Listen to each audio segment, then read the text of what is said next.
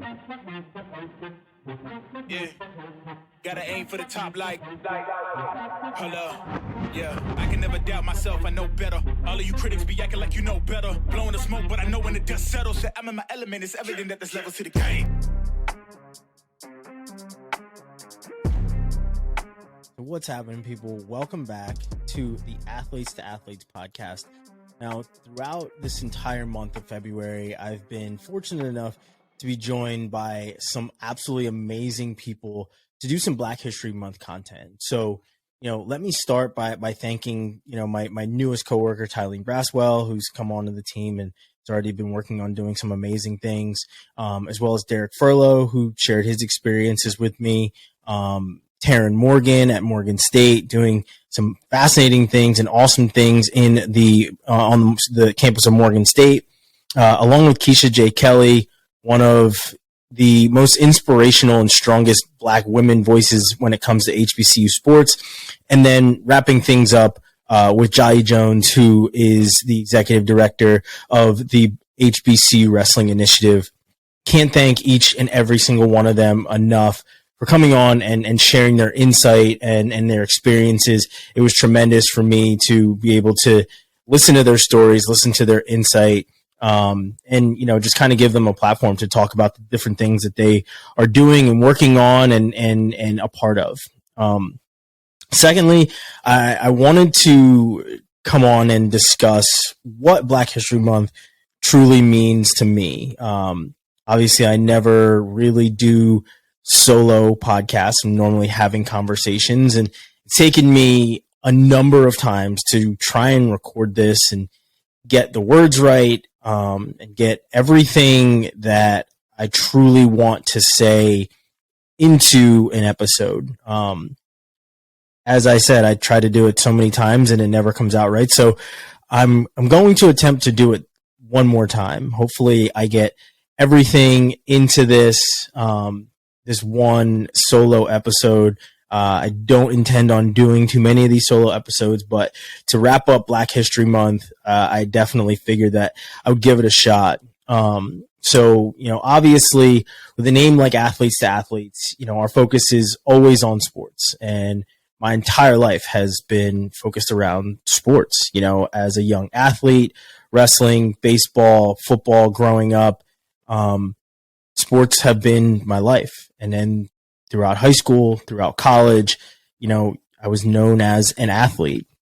Moving on from there in my professional life, I'm now a sports journalist, and I get to see some of the best athletes in the world compete, meet some of the most impactful coaches.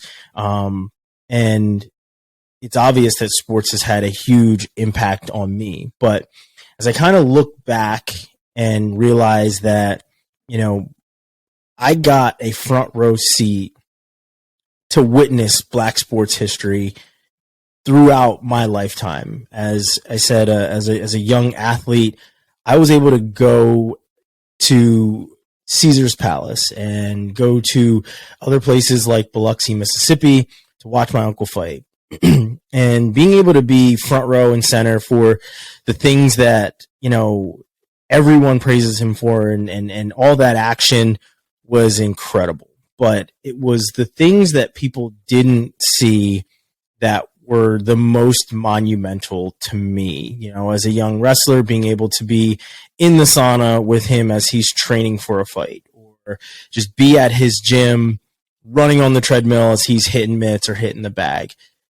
Being able to see it firsthand and have somebody that, represented my family so tremendously in the ring, outside the ring, on ESPN, you name it, it was always incredible, right? And it was always fascinating to me that I was able to see somebody at the pinnacle of their sport. He will go down as one of the greatest heavyweight boxers of all time. No matter what, you can't leave him off that list. He did some incredible things, fought everyone, win, lose, or draw. You can't take that away from him. And it was incredible to see that and be a part of that. So like I said, it wasn't just the things that everyone saw when, he was in the ring in Vegas. It was also the things that, I got to just witness, and the discipline that was the biggest part. And, going from that to realizing that I was surrounded by Black history moments throughout my entire life, from, my parents to my brothers to my sister to my cousins who all played different sports. I was fortunate enough to have some of the greatest support system and motivators around me at all times, reminding me that I was more than just an athlete. I was out there to do more than just play the game. I was out there to have fun. I was out there to, do my best, give 100%, because it translates off the field as well. Sitting here at a computer, try and do my best every single day. And that's something that I learned from so many impactful people in my life, and like I said, now as a professional, I get a chance to, be around some of the, most impactful athletes of all time, covering the sport of wrestling, getting to see Jordan Burroughs win a title, getting to see Tamara Mensah-Stock become the first Black woman to win an Olympic gold medal. Those things are incredible. And, not just seeing the athletes do incredible things, but also the coaches, Kerry McCoy, Kenny Monday, who's now the head coach at Morgan State. Kerry McCoy was somebody I looked up to as a young wrestler. Nate Carr Sr., whose son, Nate Carr Jr., is now a head coach as well. Like, seeing these guys do amazing things in wrestling always meant something to me.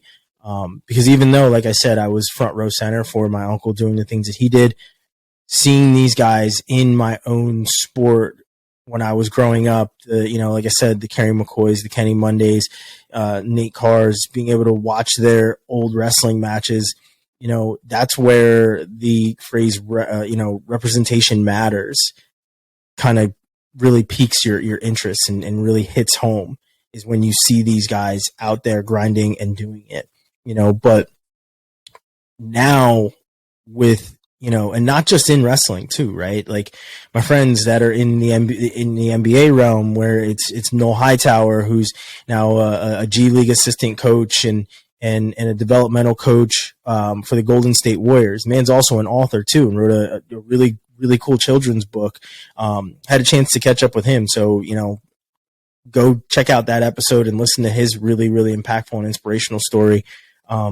But along with him, it's my friend Frank Ross, who's, the VP of player personnel for the Washington Wizards, and in the Hall of Fame, I believe, at American University, was drafted to the 76ers. So, these guys have made huge strides, not just with their play, but now in the offices and on the whiteboards with the X's and O's. And, and it doesn't stop there, continuing down that line of basketball. When I got to interview Natasha Adair, who's now the head coach at Arizona State, I believe that back then she was at Delaware, and now, she just celebrated a milestone of 175 wins, I believe. And, so seeing these impactful Black voices and watching them, break down barriers, it's amazing, and it's my friends that are doing these wonderful things is what sums up why Black history is so important, specifically to me, and getting to be a part of that and try to be a part of and being Black history myself.